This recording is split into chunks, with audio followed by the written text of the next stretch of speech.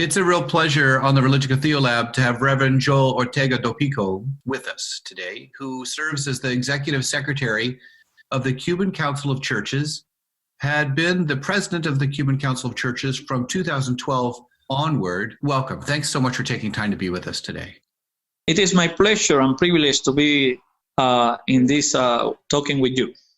As the Executive Secretary of the Cuban Council of Churches, can you give our listeners a sense of your day-to-day work or the day-to-day operations of the Council based out of Havana? Well, we have in the Council of Churches two main areas.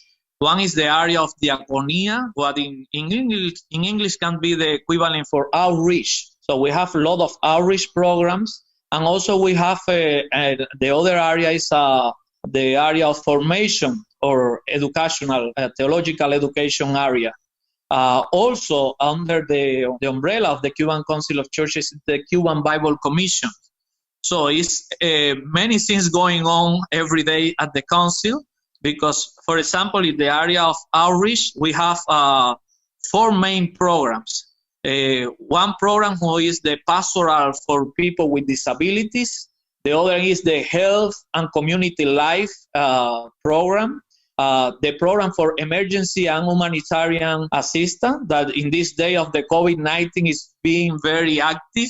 And we have the program for development and sustainability that is mainly focusing entrepreneurs and also agricultural development and ecological and environmental things. These are in the area of diaconia or outreach programs of the council.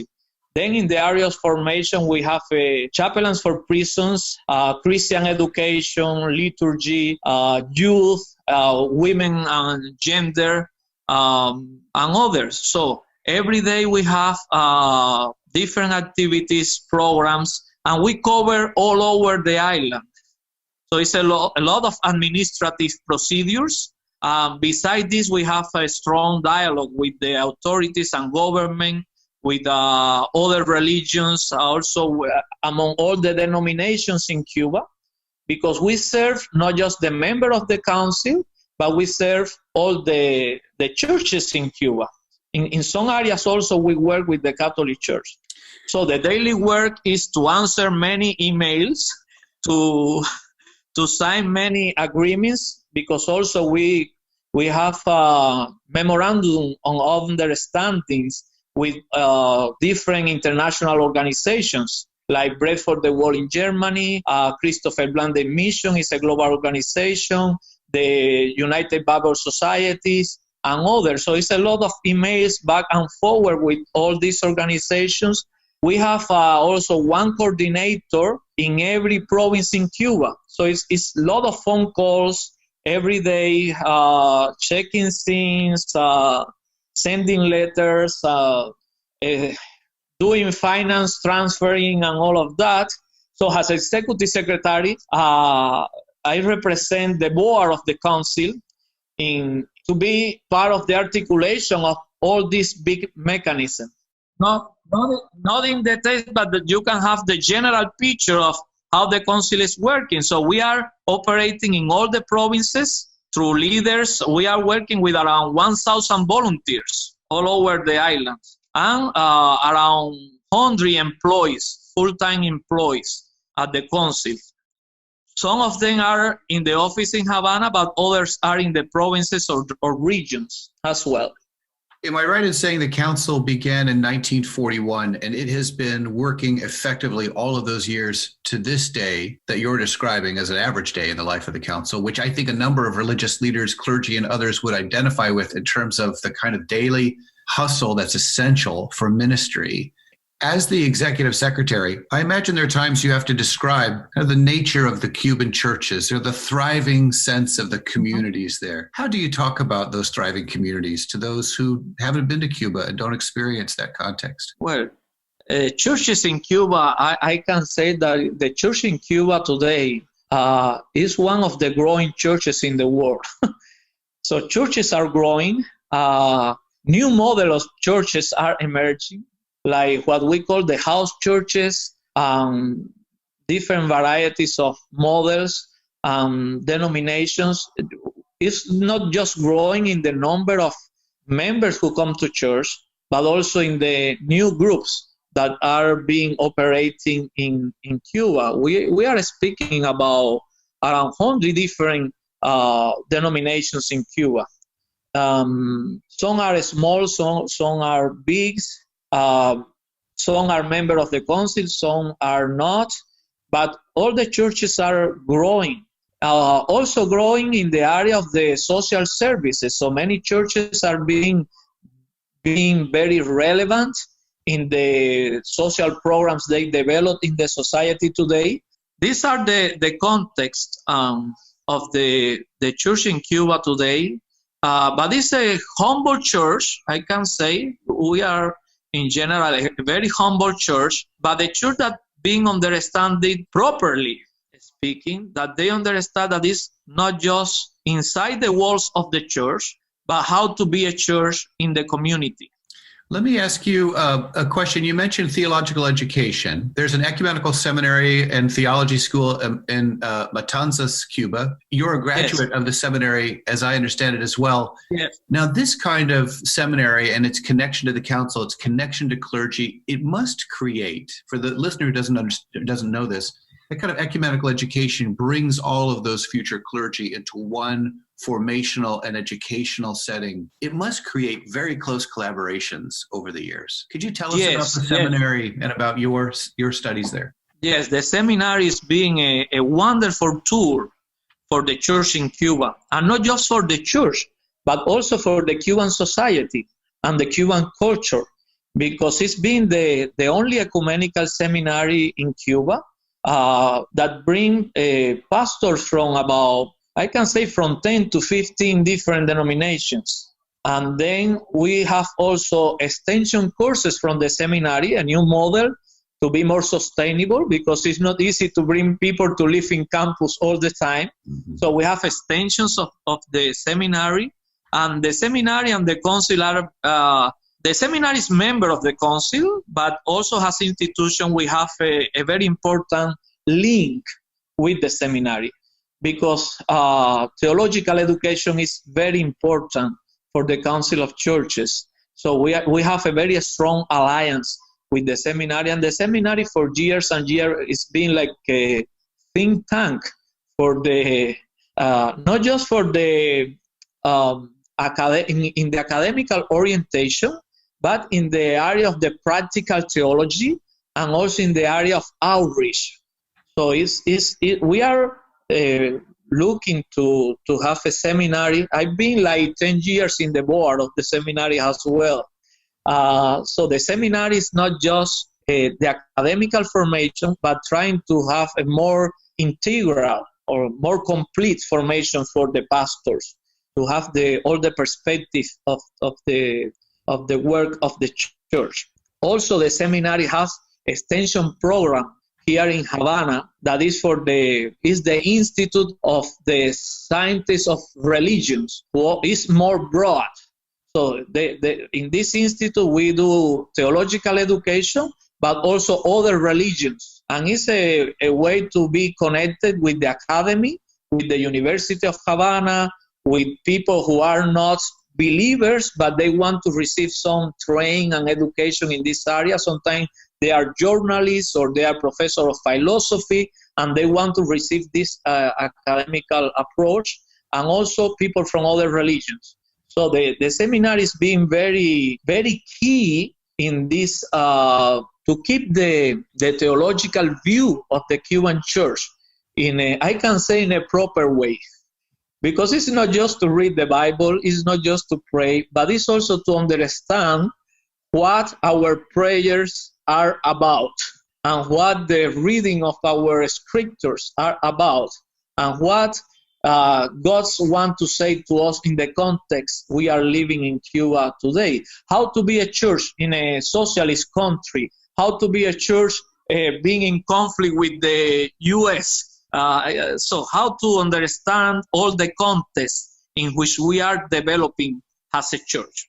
You've also developed a number of colleagues, spent considerable time in the States clearly advocating for solidarity and the very points you've just made. Just staying a little longer with theological education, what is it, do you think, that clergy in Cuba are doing that clergy in the United States should learn from? There's something about the way that clergy are being shaped or formed or thinking of being pastors there that can be also of benefit if those clergy are paying attention in the U.S.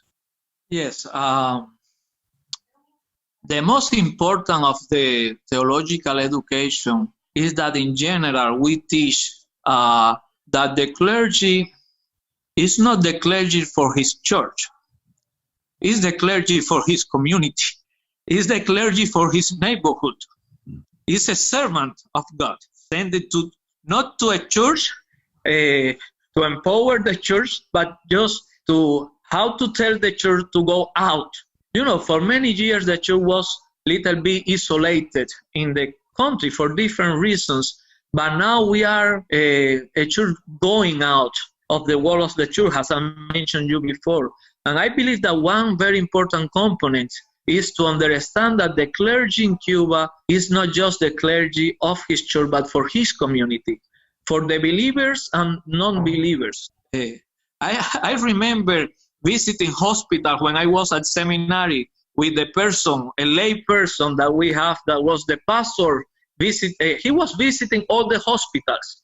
And part of the time I came to visit with him. Every time he was in a hospital room, he'd say, I am the pastor of everyone here, those who are believers and those who are not. I am your pastor as well. This is one of the things. The other interesting thing is that most of the pastors in Cuba, we can say that we are like volunteers. So salaries are not a very important part of the life of the pastor. So most of the pastors work for volunteers. The other thing is, I can say in the majority of the cases, pastor has an appeal for mission, for planting churches, establish a new group of prayers. So in all the vision of the clergy is not just to keep his church, but how this church can be multiplied. So I can say that these are some of the main characteristics of a clergy. And also, this is very, we are living in different contexts. I cannot say that these pastors are better than others, but this is what is in our context. Clergy here, we are, for example, a pastor is the driver for his community because sometimes he's the only one who has a car. So the pastor became an ambulance driver. If somebody needs to go to hospital, the pastor drives for that person. The pastor is the one who goes for funerals. But also because the budgets of churches are very low, sometimes the pastor is the carpenter, the plumbing of the church, the maintenance person. Most of the pastors in Cuba are multifunctional pastors. Some of them, they raise pig in the yard of the church in order to raise the budget of the church. So it's multifunctional. So when the community see the pastor, it's not just seeing a clergy. It's seeing a person who drives people to hospitals. It's seeing a person that is painting a house of a person who needs to, or fixing the house of somebody else and doing different activities. So it's more like a local actor in the community. It's in the majority of the cases. It is the truth in the majority of the cases. Or if it's in the rural area, you can see the pastor driving a horse or harvesting rice or raising pigs or doing things. And this is most of the time, that is the most effective way to evangelize. Not just in his capacity of a pastor, but also in the other capacities he has to be connected with people, establish friendships with the people. Yeah. Before Obama made that trip to Cuba, the conservative talk show host Rush Limbaugh was very critical of this. And coincidentally, Rush Limbaugh died today. But he was very critical of the normalization of relations as Obama had seen it. But I hear you saying that hope begins in our local community. It begins at the grassroots. In fact, I followed your career, and when you began as president in the spring of 2012 in the council, you referred to a biblical narrative of hope about what it meant to unite Pentecostal with historic churches. But you're also, it seems to me, speaking about hope in terms of solidarity that allows for us to do great things together: sports, music, science, art, commerce. There are ways in religion, first and foremost, right? The kind of drawing together, and that politics itself in any day and age isn't able to separate us from that degree of hope. So if you look forward just a few years from now, where is your hope landing in the normalization of relations? What do you see as hopeful in the next decade? I see the embassies working full in both countries. I can see Cuban and American scientists producing medicine for the world, learning from each other. I can see musicians being with no restriction here and there together. I can see Cuban families more closer and building. I can see prosperity, not just in Cuba, but also in the United States. There are a lot of things that we can share together. And I can see also, dream doesn't cost, but I can see also our two countries influence in the UN and in other regions of the world working together for peace. The future of the world need this. And I can see the churches, religions freely supporting each other. I believe that the challenges churches in the United States are bigger than the challenge for churches in Cuba today. We can support each other. We can learn each other how to be a church today, how to respond to the environmental challenges, how to respond together to countries.